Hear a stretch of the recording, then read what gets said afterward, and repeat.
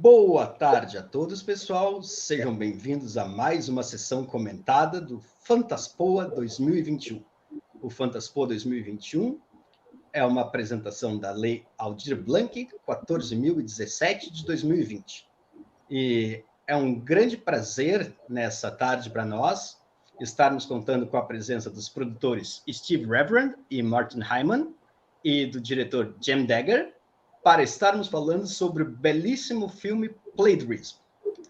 So, thank you for joining us, guys. I'm really sorry you're not able to be here in person, but that's the world we are living in, so let's make the best out of it. And thank you so much for creating such an amazing and unique piece of art. Thank you. Thank you very much for inviting us, inviting the film, presenting it to your audience, and inviting us for this Q&A. Likewise. So, yeah, we're super happy. First thing, Go ahead. Please. Sorry. No, you say.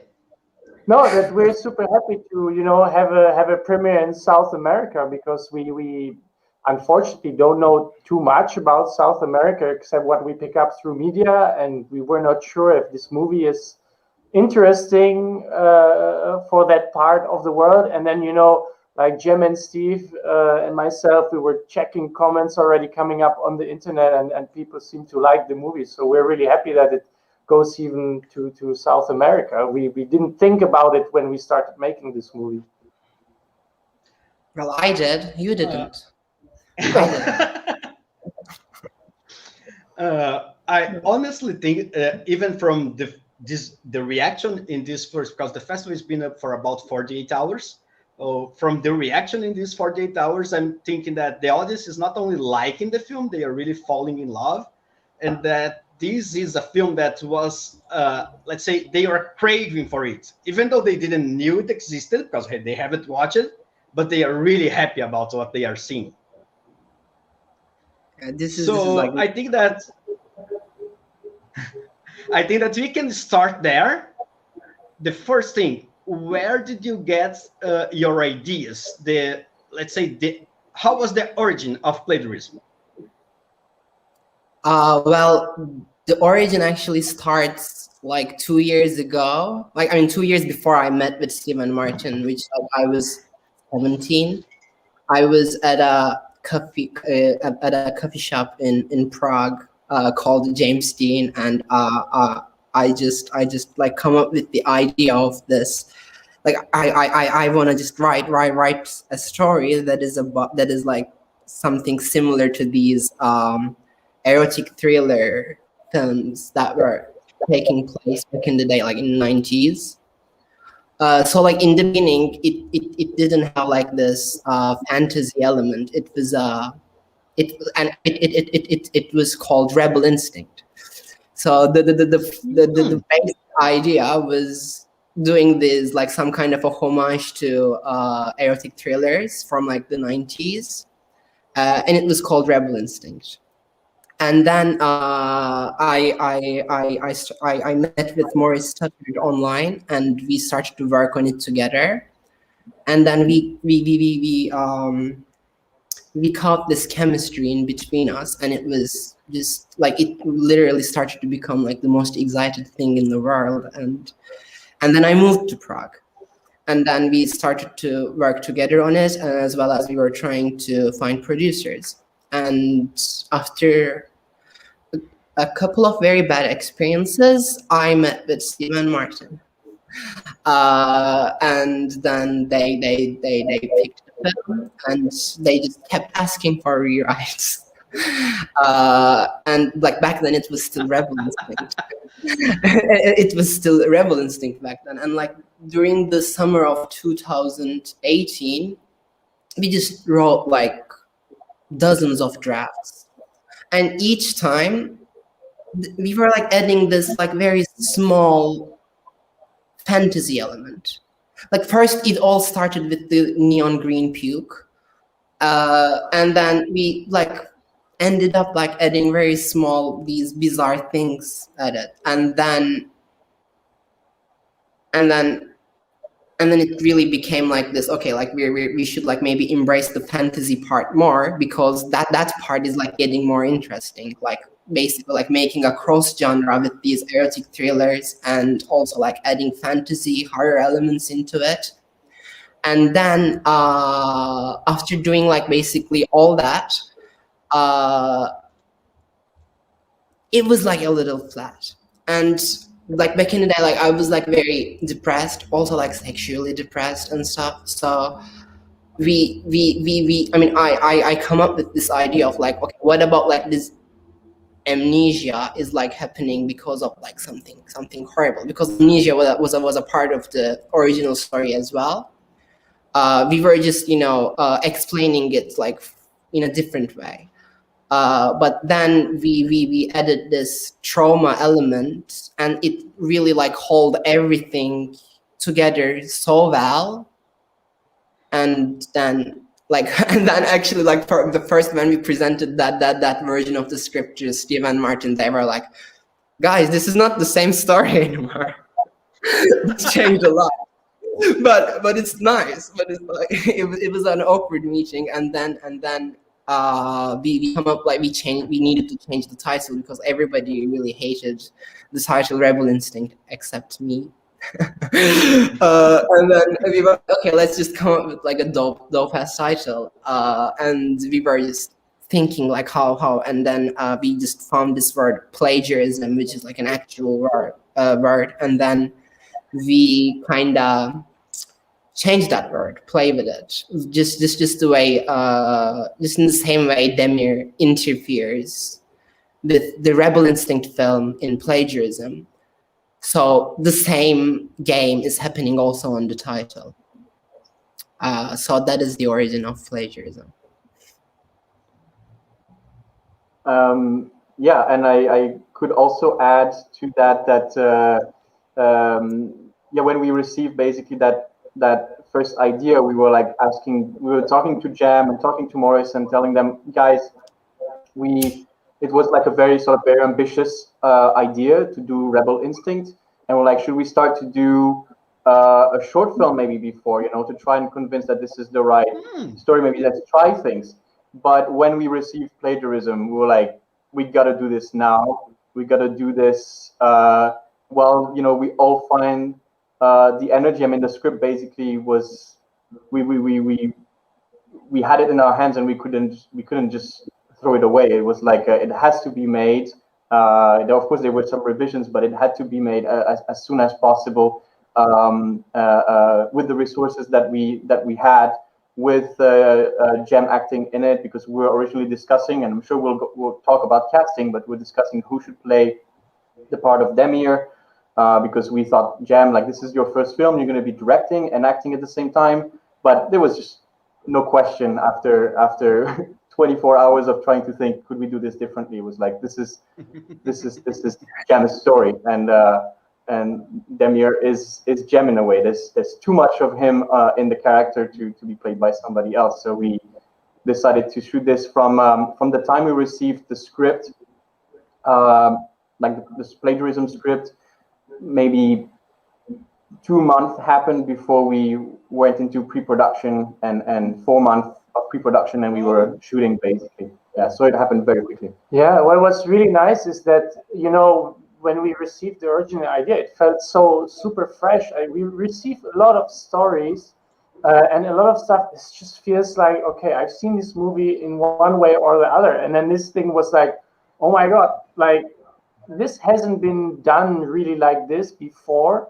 And we were like, well, but what will we do? Like, we cannot get finances probably for that, here through the classical funding system in Europe. It's going to take so much time. It's such a current topic to do it. There's just such an energy.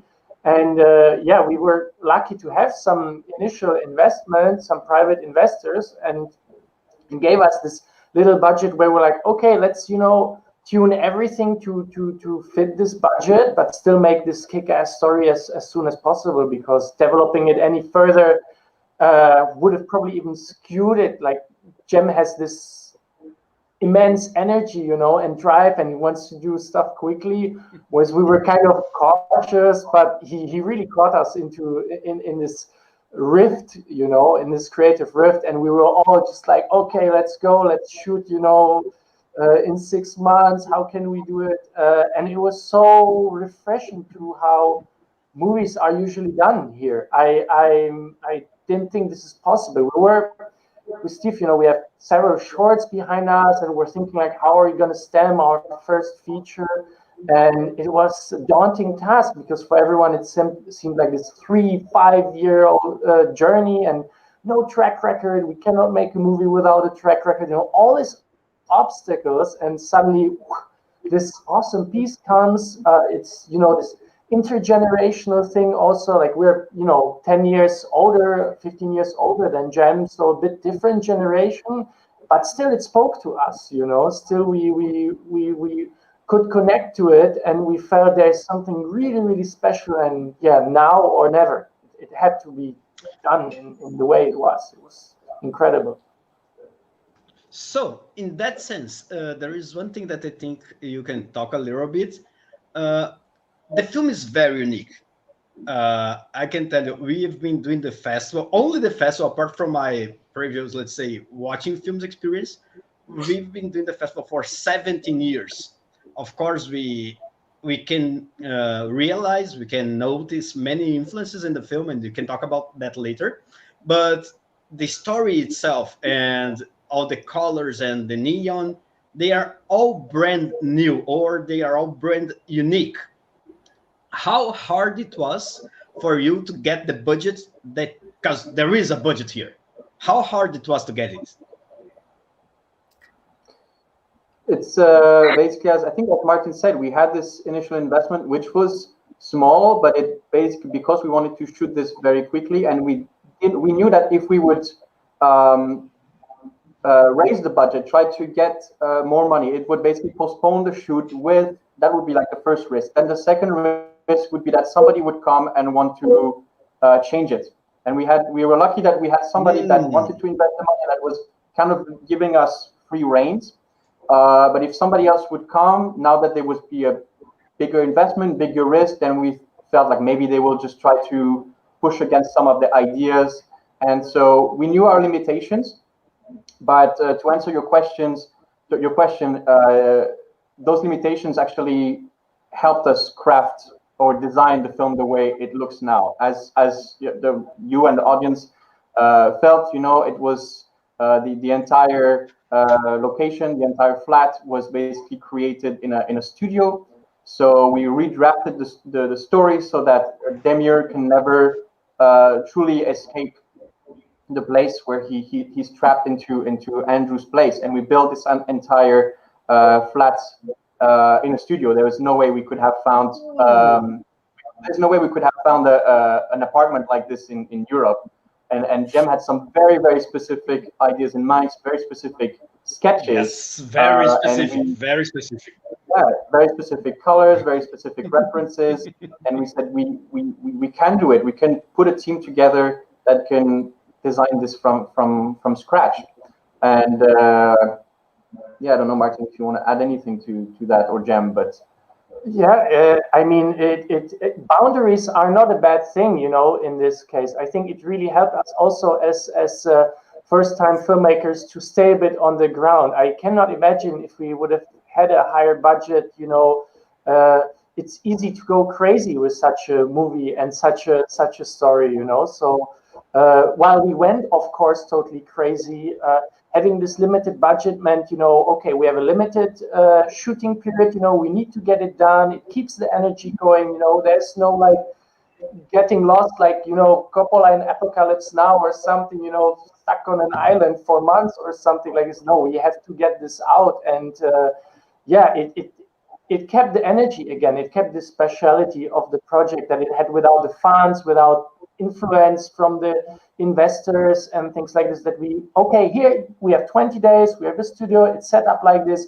How can we make this work the best? And that's you know, that's beautiful. Taking a piece of wood and carving it and not adding stuff on top to it.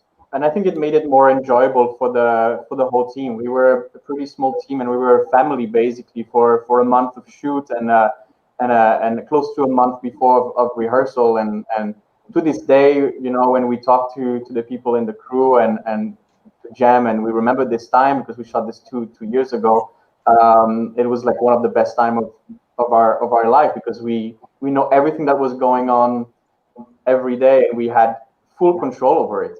It was true indie filmmaking, you know, like really indie. It's nice. Well, you know, I have like quite different opinions about that though. Like I would genuinely would love to have a couple $1 million more, so I could get what I want fully, you know, like it wasn't all rainbows.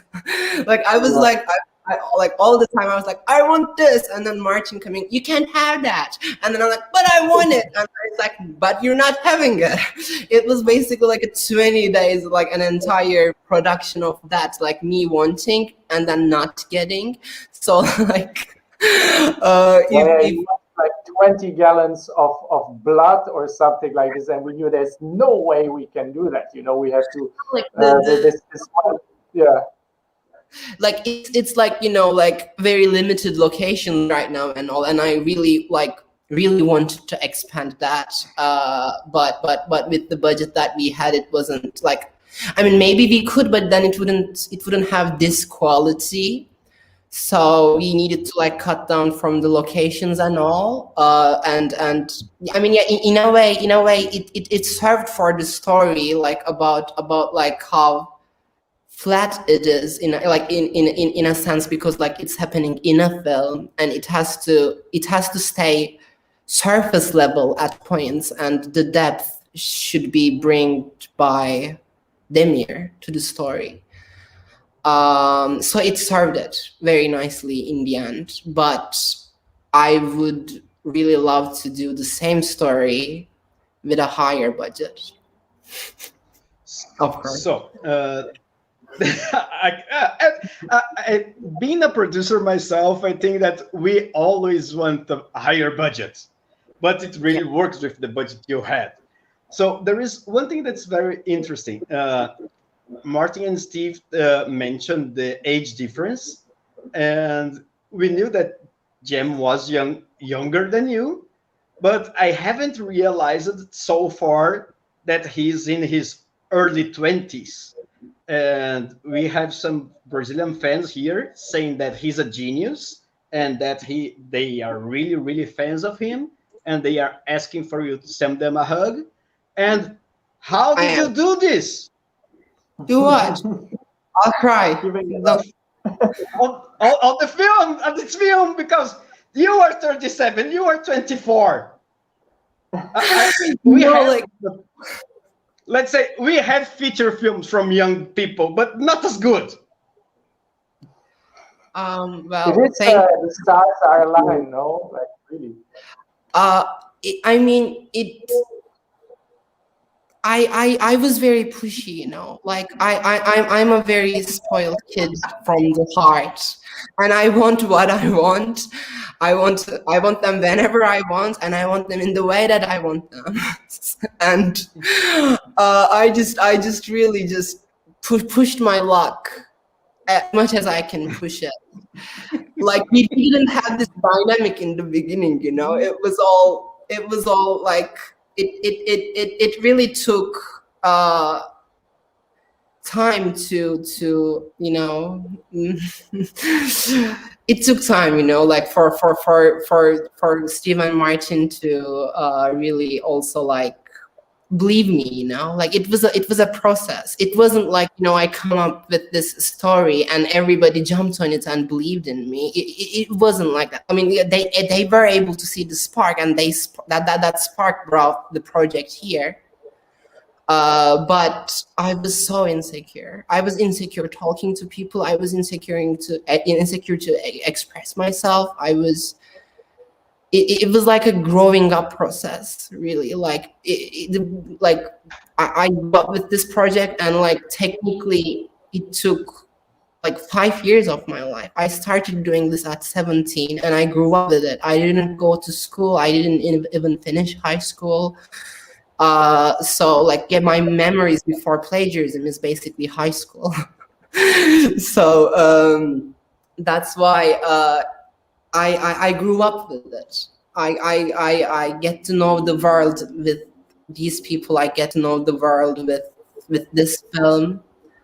So it is so special. It is the most special thing in my life.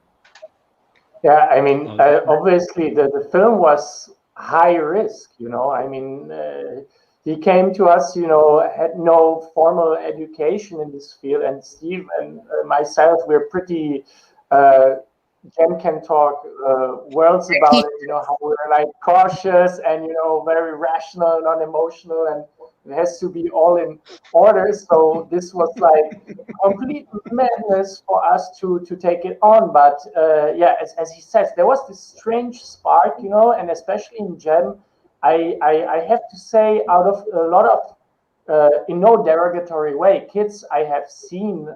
I mean, I'm still young myself. I'm a kid technically, but you know, this 20-year-old generation of what we have seen, what we received. You know, I mean, we're around film schools and so on, so we know these people. But he really is one of the few true artists, you know, and that basically is worth the risk. A lot of people are pretend artists and just copy something and, you know, want to be famous and I don't know what, but he really had this vision. That's why we say also Playdurizm is a vision by Gem Deger. You know, it's really something special, and we're like, okay, look, we're gonna risk it. You know, there's, as we said before, no funds attached, no public funds. We have this private money. If we lose it, that's bad. But you know, it can really become something. And Gem really went all the way to prove us in every step that it's worth doing the next step with him and pushing and rewriting and going there. It was very magic experience. I'm sad. I hope this will happen again in our lifetime. You know, it feels like such a lucky experience. Yeah. So we talked about the screenplay, and I think that one very important part of the film is your casting. There is a chemistry happening between these main characters that's pretty much perfect. How did you choose this team? It was very challenging. First of all, honestly, picking Drew easy. It was so easy. It was like so easy in a way that it felt even sketchy a little bit. It was the first self-tape we got for Drew. It was easy.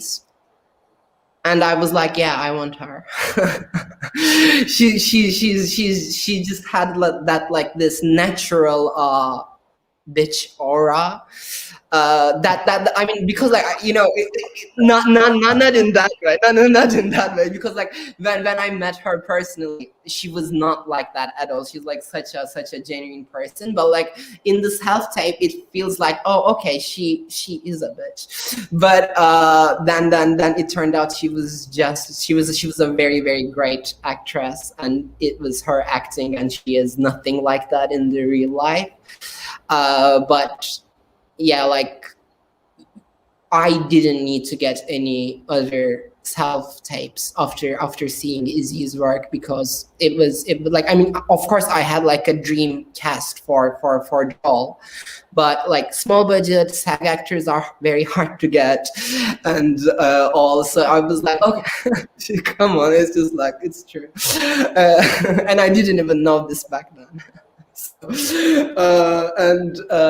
it was like very spot on. The hard part was finding an Andrew, because I had this specific look that is what we're used to seeing on social medias, on television, on cinema, on everywhere, like this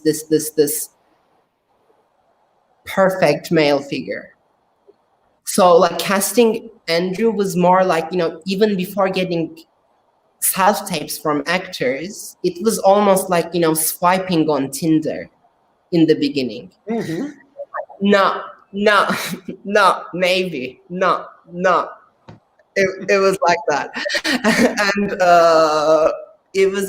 I was a pain in the ass while we were casting Andrew, because there was like a couple other options for Andrew, and I didn't feel anything with them. Like, I mean, they were great actors, of course, but they weren't giving that holiness of a Hollywood actor that we're used to see in films. So we were like very in a way that hopeless at that point. It was like this, you know, like, you know, in Hollywood films, by the end they have like this, oh, things are going bad and stuff, and then in the end it goes good again. So we lived that moment in real life about finding Andrew. And then then I had like this idea, okay, this idea, and I went to Steve and I was like, okay, I don't know if it would work, but why not? We're not posting an IMDb casting. And he was like, yeah, sure, I'll do that. And then like hundreds of people who applied, Austin was like shining there. It was just like we gasped when we saw that with Steve. It was like, yes, let's get a self-tape from him. He sent the self-tape, and in the same week we signed with him. It was an achievement finding him. And then actually we casted him in January.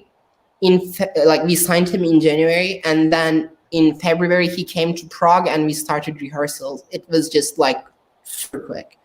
We found him 2 months before the filming dates. That's amazing. And I think the rehearsals, basically, we as Martin already said, like we kind of didn't want to. We like to take risks, but we also want to make sure that everything is kind of rehearsed, because we only have 20 days of shoot, so we want to make sure that there's not going to be so much improvisation on the set. And so we really talked to the actors that we could have them for a month before to rehearse the entire film. It was also important because Gem was going to be on camera acting with them, not always being able to see the playback. So Gem had to feel comfortable watching the playback of the rehearsals to see if the scenes work that way and adjust them before the shoot. So I think, to answer your question, the reason why there's that chemistry is that really there was a full month where the whole cast lived the film before they were on set. And then also another thing is the set itself. I mean, it was almost a real flat. I mean, there was like, at some point people were like, "Can I just sleep there in the in the studio inside Demir's bed, or can I stay on the sofa?" Because it just felt like I mean, everybody was so comfortable in that universe. So that helped. You know, we had one place where we were together for a month. Yeah, we were also lucky that, you know, these actors saw this spark in the script as we did. You know, they really came and had this unconditional doer attitude. You know, they really put their life on hold for 2-3 months and put everything into it, which, you know, is not always a given thing. But yeah, Gem's story, you know, made everyone perform at 200% for the time. Yeah, like without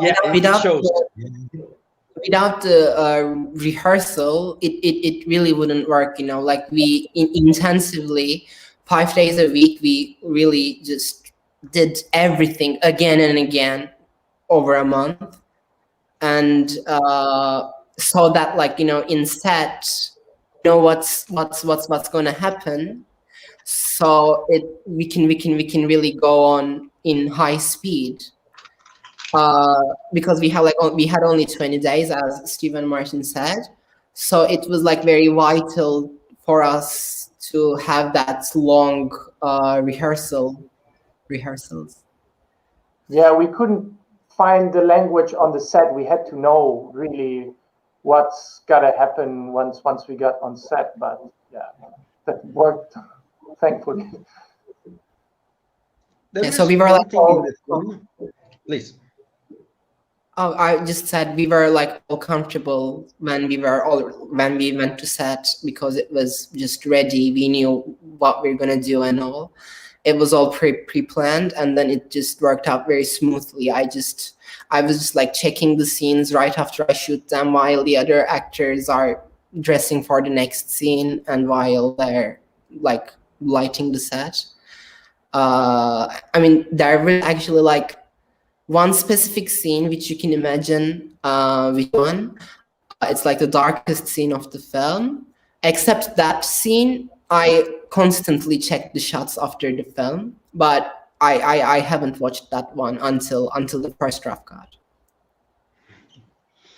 So in the film, there is one thing that it's really, the film itself is a piece of art, but one thing that even stands out among such a nice film is the visuals that you bring to the film. You have the flat, which is amazing. You have the colors. You have, let's say, the green goo, and there are so many things. How hard was for you to achieve such a visual in the film? It was very easy, actually. I just had them in my head. They just really appeared. It felt like somebody came and put them in my head. Like, I mean, like our production designer, Yitka, she also brought a lot to it, you know, like, because there were like some stuff that I exactly know what I want, but also there were like some stuff that I didn't think of, which she really completed that part in a way that was going hand in hand with my vision. So it's like, yeah, I'm like very grateful that we had her in set. And apart from it, like the inspirations was, you know, like we had like this Francis Bacon theme going on in the film. So like we knew that some rooms are gonna be designed specifically based on his paintings. So we had that idea, but it's not like they're not like the only part of the film, you know, like we have like corridor, Demir's room, living room, video store, and the rest was I really wanted it to be dreamy as possible. Like I said, it should look like a Gucci display store, or like a Barbie's house, in a way that it's like a candy shop, you know, like with all of the colors that gives you like some kind of a, you know, cherry cola feeling, you know, like cherry cola bubbly feelings, and so that, you know, like in that way, you know, because like the story itself is actually like quite dark and heartbreaking in the end. So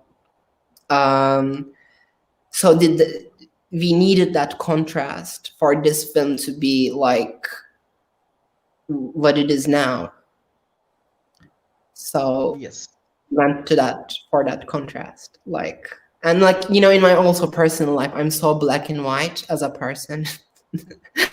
So it's like actually like same in the film. Yes, it's so colorful, but it's like, yeah, it's colorful but a very dark story. Yes. So we have now a Brazilian website that I think it's amazing, because the goal in this website is to review genre films under an LGBTQ view.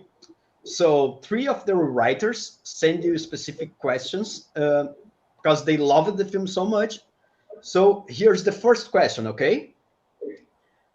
Besides Cronenberg, I would like to know if Playdurizm is also inspired by the work of Greg Araki, and if so, in what ways? Well, completely yes. Because as I said in the beginning, this film was called Rebel Instinct, and was kind of planning to do this homage for erotic thrillers from 90s. And the best examples for that is Greg Araki. So I've been a very big fan since I was a kid. He is my favorite director. I love his films. So apart from the fantasy element, it was like really full on Greg Araki. Like even before we met with Steve, I guess he read the synopsis of Rebel Instinct, and the first thing he said, this story reminds me of Greg Araki. Like even at that point, people were comparing the story and the style to Greg Araki, and I was like, oh fine, then I'm doing something right. Like whenever I hear his name, I'm like, okay, I'm doing something right then, cool. So yes, it was apart from Cronenberg, it's actually more than Cronenberg. You know, Cronenberg, we're using it as a story device to tell the story, but Greg Araki was his style is like what's in the core of plagiarism. So the second question comes from Yuri, and he says, in hegemonic and popular cinema, sex and violence are in opposite places. While violence can be glorified, sex is almost always treated as a joke or with candor. But in Playdurizm, sex and violence are at the center of the narrative and are treated as equals due to the aesthetic of the film. Yes. Why did you choose to do that? Well, because of the reveal in the end, it's called sexual violence. So it's called sexual violence. So that's why. And also in a way, it's again also it's how it was done in 90s again. I'm like such a fan of 90s cinema in general, because they don't do those kind of erotic thriller genres anymore, and I really think it's the same in there. Like there's like this sexual part that is like also like very sexual attractive, and people want to see it because sex always is exciting, to experience in cinema. And they also like mix it with this thriller elements, which is violence. There's like obsessive characters and all. So, and also the sexual violence. So basically, like they both needed to be the core of the film, and also Francis Bacon element also supported that, because also his paintings are very violent and sexual at the same time. So it basically is the theme, like they got combined so well in the theme that it felt like it's just one thing in the end. And the third question is like a derivative from this. It comes from Luis and says, queer cinema has always worked with erotic and grotesque. We can see this in older films, such as in the 90s film Tony Scott's The Hunger.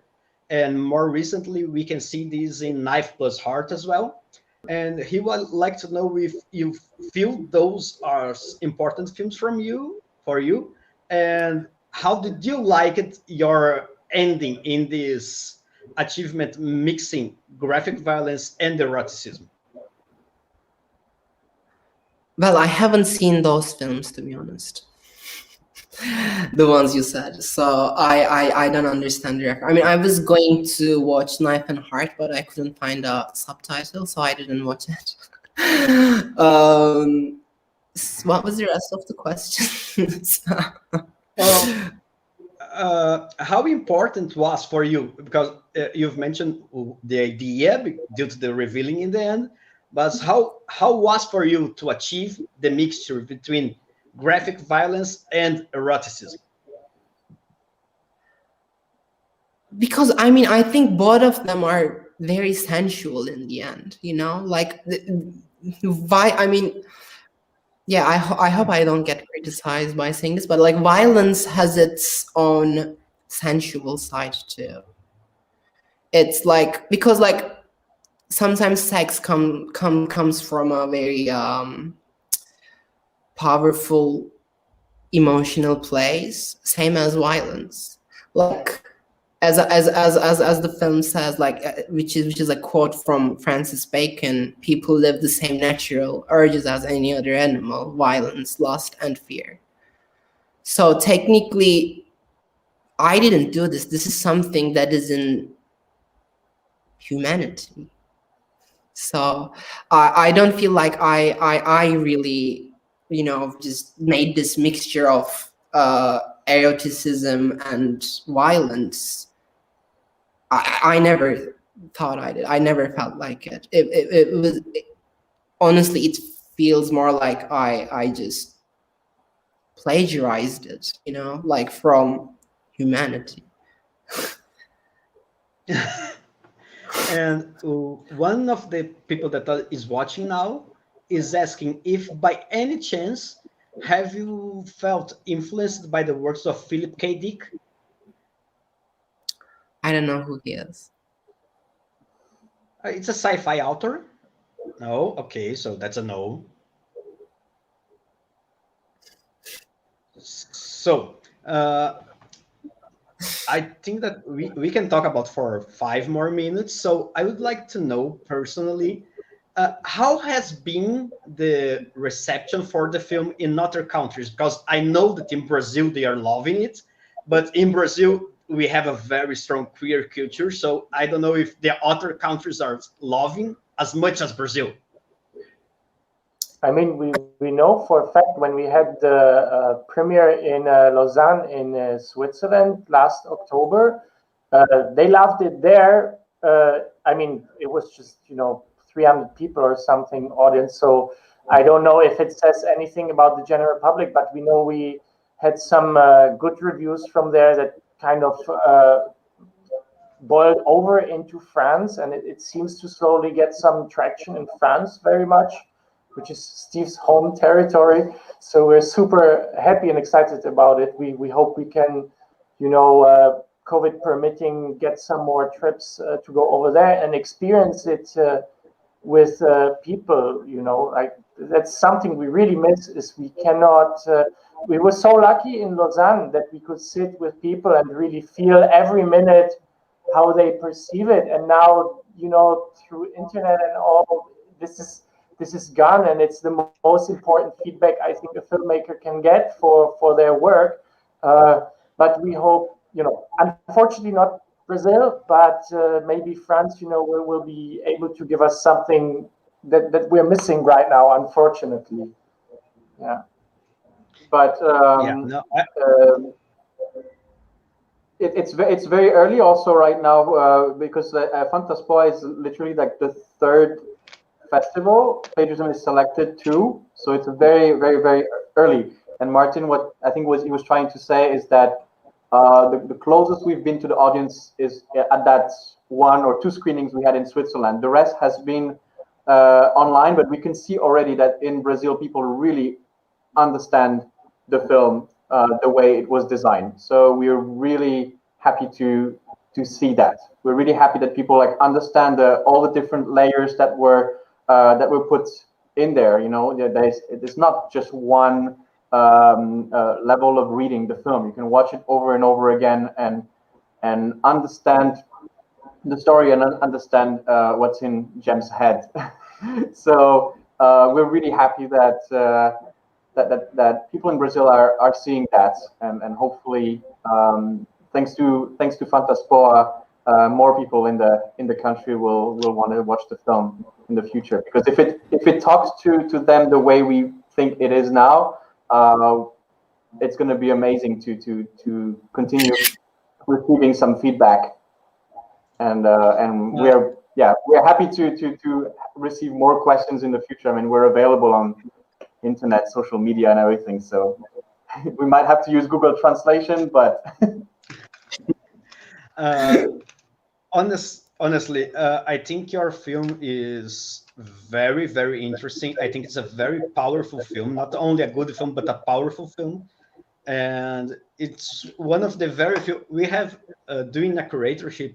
We have many layers of films while we are programming. And yours was one of the few that as soon as you end up watching for the first time, it was selected because it really speaks to our audience. And we are really glad to have it here. Thank you so much. Oh, thank you so much for your words. It means a lot. It's amazing. Yeah. Do you want to send a final message for the Brazilian fans? Yes. Martin and Steve me for saying this though. Okay, I want violence, motherfucker.